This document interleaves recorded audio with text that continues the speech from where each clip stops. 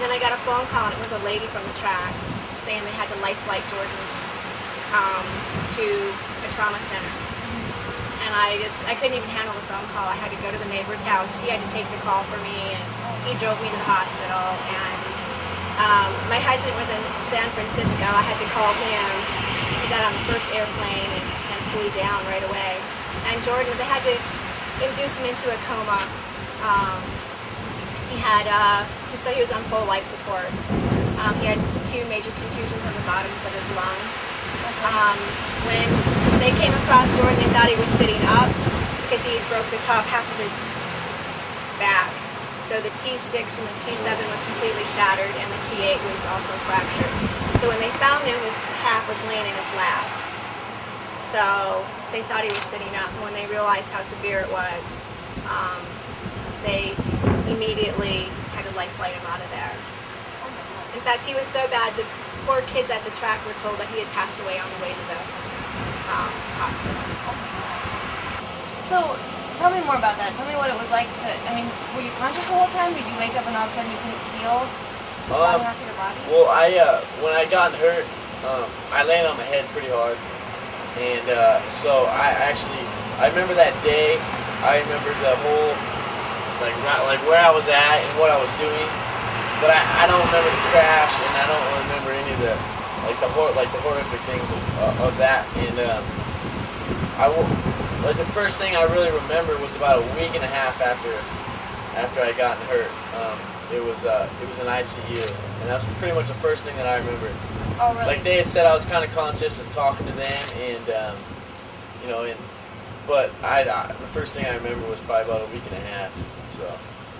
It was the mental battles that were the hardest because, like I said, I went from, kind of living the dream to laying in a bed without even being able to sit up in bed. So you just kind of, the thoughts that go through your head, will I ever be, will I ever be back to normal? Will I ever be able to do what I want to do? The thought of having to be in a wheelchair your whole life, the thought of, not ever be able to stand up, just a million different things. Everything you think about life, you think, wow, it's going to change. It's just, a lot of weird thoughts and just stuff that, it's kind of scary. It's like probably one of the scariest times I've ever had in my life. I've been hurt quite a bit my whole life, but nothing, never, that changed, so many mental things, how I look at life and how things work. So, definitely crazy. We were given no hope. We had the best neurosurgeon there was. We ended up helicoptering Jordan from the trauma center that we were at to a San Diego hospital, and even he didn't think Jordan would have a recovery. But he said to me, Mom, you cannot blame yourself for letting Jordan ride a motorcycle. This was his destiny. You have no control over that. So he said, don't shed a tear for Jordan, and don't cry in front of him, and don't ever give him the bad news. When it comes time to give him bad news, I will be the guy that'll do it. But just encourage Jordan and move those legs. Don't ever let him shut his mind off. The minute you stop sending the messages, the minute your body forgets. It's just like anything. And so he just encouraged us to do everything we could to empower Jordan to heal his body. Because it's up to Jordan to do it. It wasn't up to us.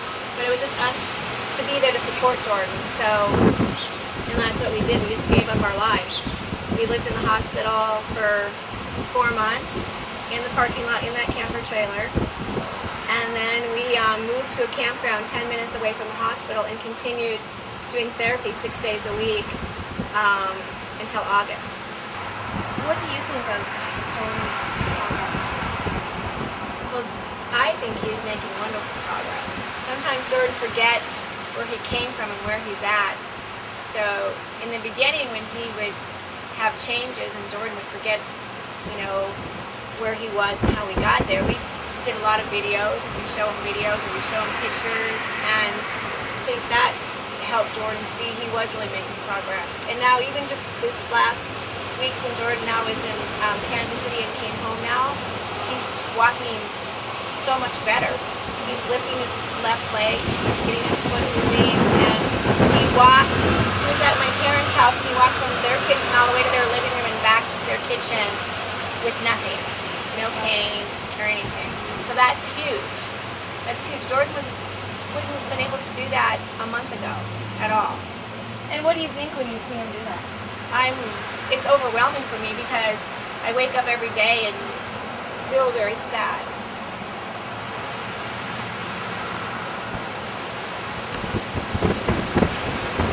Love you, Mom.